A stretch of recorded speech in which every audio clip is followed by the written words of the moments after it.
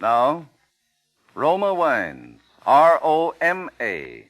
Made in California for enjoyment throughout the world. Roma Wines present Suspense. Tonight, Roma Wines bring you Mr. Brian Donlevy, a star of Out of Control, a suspense play produced, edited, and directed for Roma Wines by William Spear. Suspense, radio's outstanding theater of thrills, is presented for your enjoyment by Roma Wines. That's R-O-M-A, Roma Wines. Those excellent California wines that can add so much pleasantness to the way you live, to your happiness in entertaining guests, to your enjoyment of everyday meals. Yes, right now a glassful would be very pleasant, as Roma Wines bring you Brian Donlevy in a remarkable tale of suspense.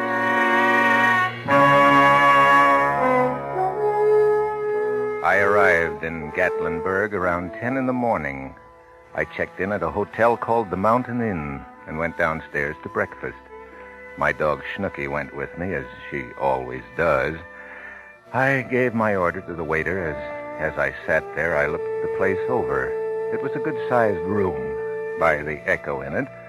There was a log fire crackling in the fireplace on the far side of the room and a large view window on my right. Glass has a special kind of echo. There was only one person in the room when I entered. It was a woman, apparently a wealthy and rather vain woman, judging from her perfume. She was sitting at the table diagonally across from me. I looked in her direction, so to speak. I heard a man's footsteps approaching across the room and smelled fresh polish on riding boots as he went past me. He paused before her table. Well, if it isn't Miss Dennis Fillmore. Hello, Marcia. Walter Crane. Surprised to see me? What do you want? I hear your husband is thinking of running for governor. So what? Well, Marcia, I've got a newspaper clipping here. I thought it might interest him. It's about your pal, the late Eddie Hassan. What about Eddie? I'll read you the headline. Eddie Hassan killed in auto crash. Colorful Reno figure plunges from Mountain Road.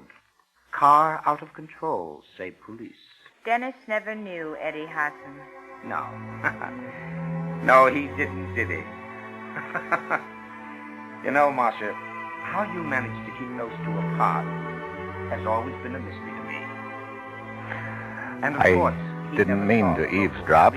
I never mean to. But as some people can read what's on the marquee of a movie theater 10 blocks away, the most intimate conduct and conversation comes to me from across the room as if spoken into a microphone. This is a dubious pleasure to me at most times, but as Marcia Fillmore and Walter Crane continued, my interest became more than casual. He was reading again from the newspaper clipping. Club is beneficiary of an insurance policy. Miss Hanley was the late Mr. Hassan's companion and was to have been married to him upon his divorce decree becoming final. Well? I was wondering if your brand new, politically minded husband would be interested in the fact that you were known locally as a gangster's companion. You always were a louse, Walter, but I never thought you'd stoop to blackmail. Look, I lost a good job because of you, Marcia. When an insurance investigator gets fired because his employers think he's too susceptible to beautiful dames, he never gets back in the racket. I've got to look elsewhere for a source of income. And it so happens that there are some things about Eddie Hassan's accident that my former employers might be interested in. Eddie's car got out of control, and that's all there is to it. Look, you seem to forget, baby, that I investigated that case for Pacific All Risk before they paid off. And I didn't tell all the things I know or all the things I thought because, well, you were making life very interesting for me in those days. Well, Marcia? You're wasting your time, Walter. Oh, am I? Get out and take your clipping with you. Well, you can't blame a man for trying. Oh, waiter. Yes, sir. Bring me a glass of water, will you? Ice water. Something wrong, ma'am? No, nothing wrong. Get the water. Yes, sir. Right away. Why did you do that? What? Nothing, skip it. Oh, the ice water? Well, I'm thirsty, that's all. You're sure that's all? What else would I want with ice water? Oh, forget it. Look, Walter, I'll sell Dennis on the idea of investing some money in a company of yours. Well, that's more like it. When's he coming up here? Tomorrow, but you mustn't see him till I've had a chance to talk to him. Get out of town right away tonight. Where do I go? I have a fishing lodge up in the mountains. I'll give you the key to the place. Go up there and stay until I've sold Dennis on the idea. When the time's ripe, I'll come and get you. I'll cut you in on the deal, Marcia, if you sell him good enough. Women do things sometimes, Walter, that they don't want to be paid for. Lonesome women, maybe? Maybe. Oh, Marcia, you're still the most beautiful woman that ever led a man up a garden path. Let's drink to that, Walter. In ice water? In ice water.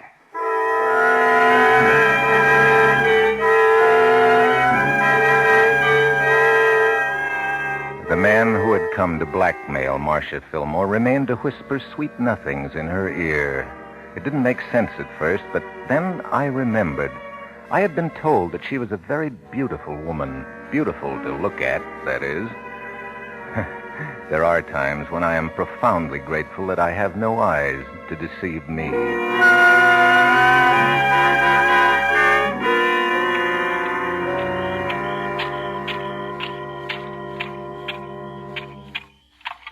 It must have been shortly after midnight that I heard it. I awoke with a start and sat up in bed, although I have been blind for many years. I still reach out and automatically turn on the light switch when I am awakened in the night. When the light went on, the sound stopped. I turned it off and waited. Quiet, Snooky. Quiet. Quiet. It started again. It seemed to be below my window somewhere, down by the hotel garages. Through the years, I have finally trained myself to identify almost any action by sound. But this one stumped me at first. It continued for perhaps 10 seconds longer, and then it stopped for good, and a car door slammed shut. I made a careful mental note of the car's motor as it started up. It was a Packard, and one of the spark plugs was missing fire. But it got away to a fast start and was soon out of even my earshot. Of one thing I was certain. It turned off the main road onto gravel, and there was only one such turnoff within earshot of the hotel, the private road to the Fillmore's fishing lodge. Evidently, Mr. Walter Crane was going to have a visitor up there sooner than he had expected. As I dropped off to sleep, the memory of that sound came back to me. There was something strange and altogether sinister about it. It was still ringing in my head when I dropped off to sleep.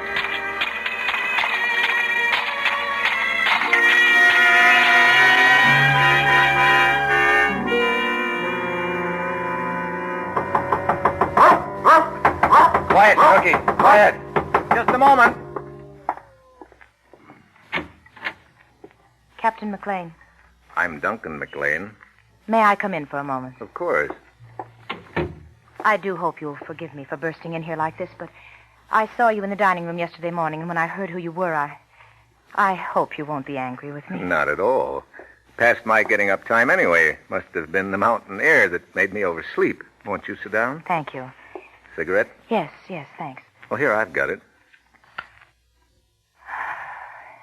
You know, you're really amazing. One would never suspect that you're... Blind? Well, Mrs. Fillmore, we blind people can compensate to a certain extent by developing other senses more acutely. You know my name. I took the liberty of asking the head waiter last night who the lady was with the intoxicating perfume. Just as I asked who the man was with the police dog. Oh, no. Snooky here is not a police dog. She's just an amiable old German shepherd. I have a police dog, though. Dreist. Oh? I only take him along when I'm on especially dangerous assignments. I gather you're not on one now. Shall we get to the point, Mrs. Fillmore? Well, there's a man staying here in this hotel, or rather he was. His name is Walter Crane. He's a blackmailer. Yes? Well, there's no need going into it, but he's got hold of something about my past. If it were published, it would ruin my husband's career. There's only one thing to do with a blackmailer, Mrs. Fillmore. Turn him over to the police. No, you don't understand. The police here is Sheriff Blackmer. He and my husband are political enemies. I'm afraid it would be too good an opportunity for him to pass up. Yes, I see your point. My first instinct was to get Walter Crane away from here. I told him to go up to our fishing lodge. I even gave him the key. I even pretended to renew an old interest which he once fancied I had in him personally. Always a mistake. Yes, but you don't know the worst of it. My husband came in from Knoxville early this morning. Without even waking me, went straight on up to the fishing lodge. Left a note asking me to join him there. My husband is a violent and unreasonable man when he's angry, Captain McLean. If he finds Walter Crane staying there in the lodge, he's likely to think that... Just what are you afraid of, Mrs. Fillmore? I'm afraid that my husband... Heaven forgive me for such a thought. I'm afraid my husband will murder him. There. Now I've said it. Yes. Now you've said it. Excuse me. Hello? Yes? Oh, Mrs. Fillmore. Yes, she's right here. It's for you, Mrs. Fillmore. Oh, no. Please, don't go. I'm afraid it... Hello? Oh, yes, Sheriff Blackmer. Oh, how dreadful. Why, no, we didn't know him. I did speak to him for a moment yesterday evening, but Why, of course, I'd be glad to help you in any way I can. I'll be in my cottage. What is it? Walter Crane. They found him. His car plunged over the embankment. He was killed instantly. When? Some people in the cottage down below saw it happen. When? Just 5 minutes ago.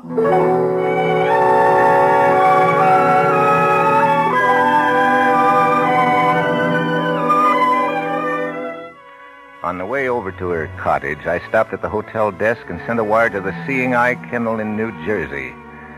Send Dreist Air Express immediately. Dreist is my police dog. The dog I use only on very dangerous missions.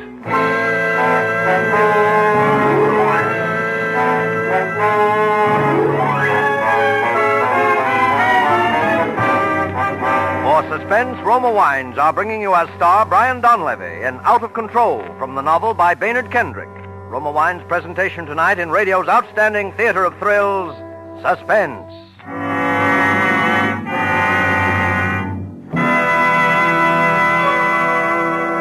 Between the acts of Suspense, this is Truman Bradley for Roma Wines. Tonight, famous hostess Elsa Maxwell tells us how she's always ready for unexpected guests. Here's the secret, says Miss Maxwell. Entertaining friends who just drop in is easy with Roma California Sherry on hand. Everyone enjoys Roma Sherry. And Roma Sherry is so easy to serve, I give my friends a warm welcome on second's notice. Yes, glorious golden amber Roma Sherry is the perfect first call for dinner, too. Ideal for moderate Lenten entertaining, delightful anytime. And because Roma wine is America's first choice, Roma brings you fine wines for only pennies a glass. Yet with Roma wines, you enjoy the true wine taste luxury of choice tender grapes, grown in California's finest vineyards, skillfully, unhurriedly, guided to mellow richness by Roma's master vintners, carefully bottled at the winery in California to seal in unvarying goodness always. Enjoy Roma wine tomorrow. Remember, more Americans enjoy Roma than any other wine. Insist on Roma. R-O-M-A.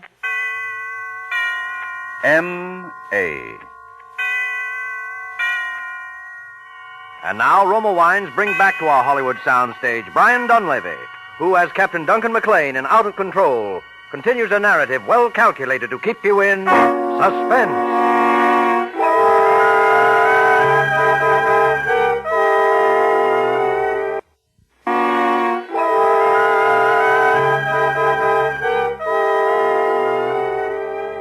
Sheriff Blackmer was a big, professionally cheerful man, but I could tell from his voice that he was plenty worried. Glad to have you in on this, Captain McLean. We don't have many cases of this kind in these bars. I'll be glad to do what I can, Sheriff Blackmer.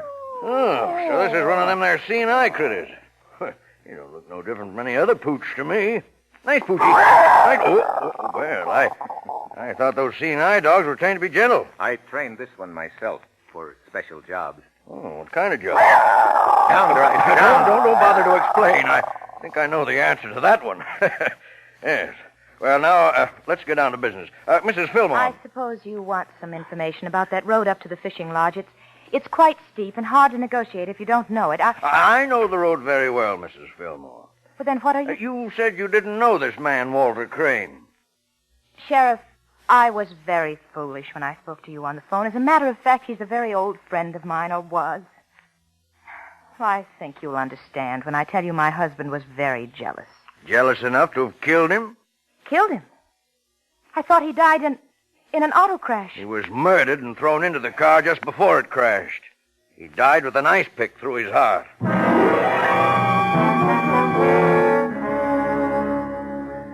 Whatever she knew, that she wasn't telling. That part of it came to her as a complete surprise.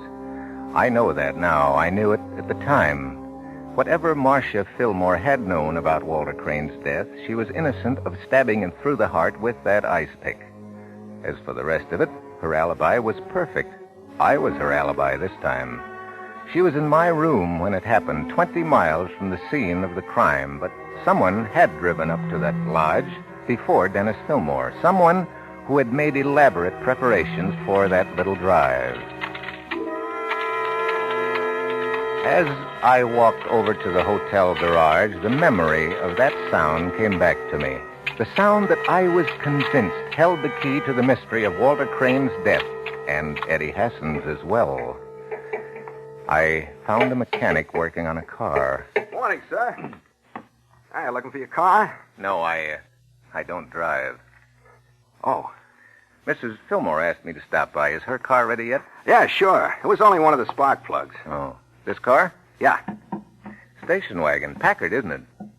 You've got a good sense of touch, mister. Thank you. Say, that's nice upholstery. Real leather, isn't it? Yep. That's peculiar. What is?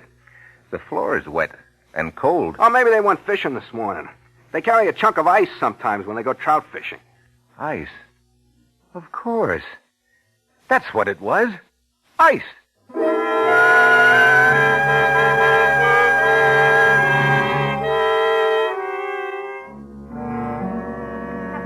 You must believe me. I know that my husband didn't do this terrible thing. Then why did you come to me this morning and tell me that you were afraid your husband would murder Crane? Don't you understand why? I needed help. I knew you only work on murder cases, and so I tried to get you interested by making that story up. I think I can save your husband, Marcia, but only if you tell me the absolute truth. Oh, I will. I swear I will. Did you go up there to that cabin last night to see Walter Crane? No. Lie number one. You drove up there around 12:30. How did you know? I heard a car drive out about that time. It was a Packard with one dead spark plug. This morning, your Packard was in the garage getting a spark plug replaced. You don't know I went up there? I heard you turn off on a gravel road about halfway up the mountain. Your road is the only one up that way. All right. All right, I did go up there. But I wasn't there when it happened. Marcia, have you ever seen this bottle before? Certainly. It had Verilyn in it. Sleeping medicine. It's a prescription of my husband's. Have you any idea how it got in Crane's car? Well, I gave it to him. He said he couldn't sleep. How did you give it to him? In the bottle, of course. Are you intimating that I drugged him? I'm only trying to find out what Crane did the last few hours of his life. If he took an overdose of sleeping medicine, it might account for the accident. He might have got up this morning, still woozy from the effects of the drug, got in his car, released the emergency brake, blacked out for a split second, as sometimes happens in a reaction to an overdose of sleeping medicine, lost control of the car, and crashed over the embankment. It might have been as easy as that. But that wouldn't account for the ice pick through his heart. No. Not unless... You took a chunk of ice up there last night, didn't you? I don't know how you knew. Yes. Yes, he needed some, especially if he was going to do some trout fishing, and Walter was very fond of ice water. Yes, I know. He ordered some last night at dinner. Is there anything you don't see with those sightless eyes of yours? I still don't see the murderer of Walter Crane. I thought for a moment there you suspected me. I'm perfectly capable of it. You had the motive. You had the ice pick. But you weren't there when it happened. No. They can't prove that Dennis was, can they? Well, he's a pretty likely candidate, isn't he, Marcia? Oh, I'm so worried about him. They have a posse out for him. Where will he go, I wonder? I wonder.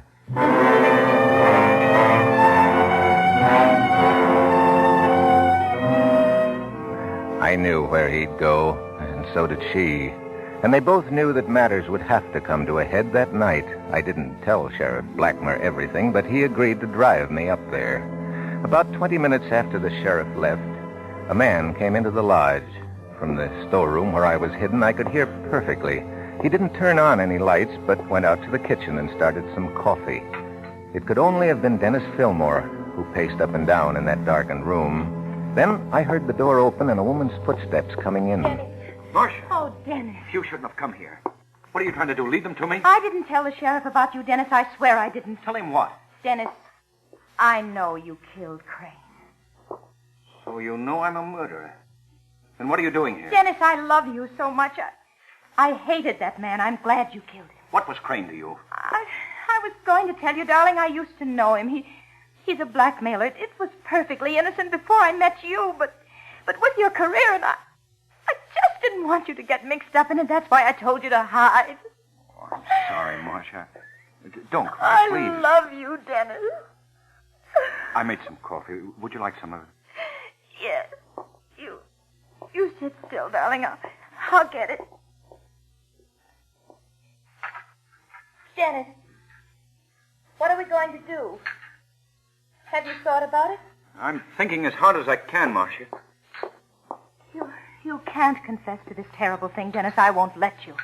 I don't think the insurance company would pay if I were electrocuted, would they? Oh, Dennis, don't say such things. Here, drink your coffee. It tastes rotten, but it's hot. Oh. What's the matter with you? I don't know.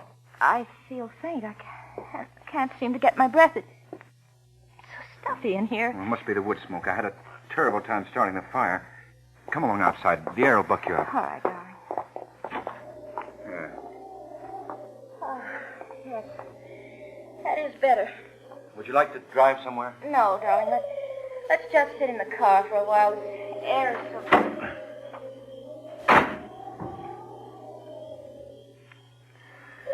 They sat there in the car perhaps 10 minutes before the car door slammed shut. And then I heard it. The sound that had been ringing in my ears since that first night. But now I was hearing the real thing for a second time. As calmly as the neighborhood iceman chipping out a 50-pound chunk for a housewife, the murderer was making preparations for a third experiment in a method of almost perfect crime.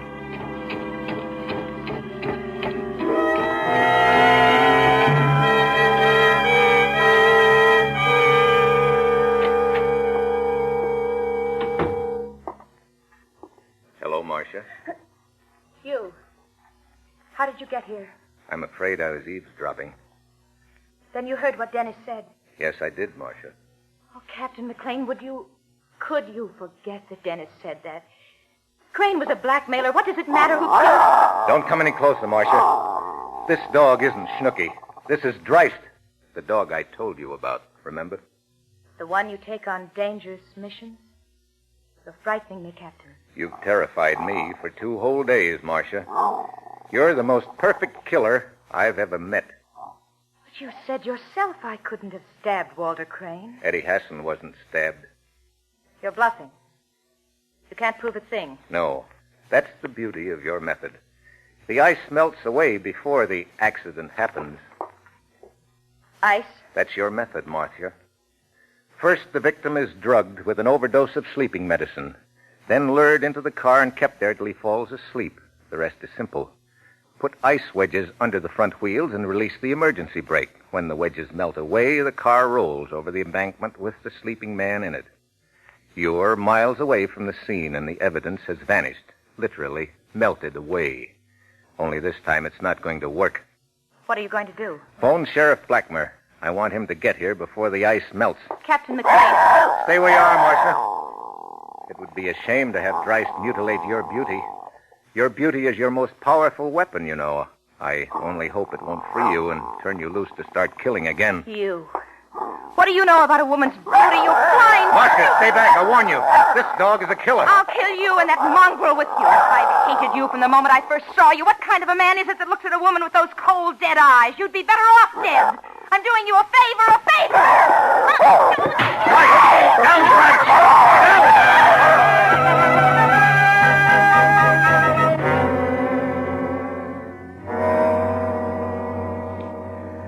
Well, she's dead, all right. I'm sorry. The dog, I guess I'll have to have him put away. That won't be necessary, Captain. She did that for you. Jabbed the ice pick square between his eyes. Oh, poor fella. Yeah. What I can't figure out, how did she manage to stab Crane and still keep her alibi? She didn't stab Crane. Then who did? Nobody. Well, then how... It was a freak accident, Sheriff. The ice pick was on the seat of the car when it crashed. I knew that when you told me the angle at which it entered the body that it was. She really thought her husband had done it. After she left Crane asleep in the car. So much so that she even accused him of doing it. By the way, is he all right? Oh, sure, just a little dopey from the sleeping pills. I guess he's really pretty broken up about her. Really loved her, the sap. Can't blame him, though. She really was a beautiful woman.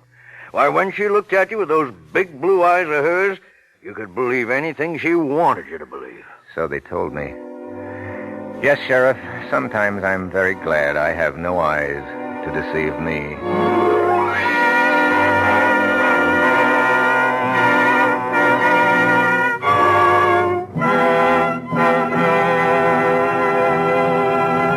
Suspense. Presented by Roma Wines. ROMA. Made in California for enjoyment throughout the world. Before we hear again from Brian Donlevy, the star of Out of Control, tonight's suspense play, this is Truman Bradley for Roma Wines. Nowadays, you can't always find the choice meats, the plump chickens, the succulent fish you'd like. But you can give available foods tempting new flavor richness by serving them with a fine Roma California table wine. Yes, pale gold, Roma Sauterne, or red Roma Burgundy makes even the simplest dishes good eating, adds so much to dining pleasure. This very weekend, discover how a glassful of delightful Roma Sauterne heightens your enjoyment of fish or fowl. Enjoy the satisfying taste harmony of Roma Burgundy with old-fashioned pot roast or spaghetti. See how each sip points up the flavor of every morsel. And remember, Roma wine is a treat you can enjoy often, for Roma costs just pennies a glass. So make your dinner more exciting tomorrow and every day with a fine Roma wine. Insist on Roma. ROMA.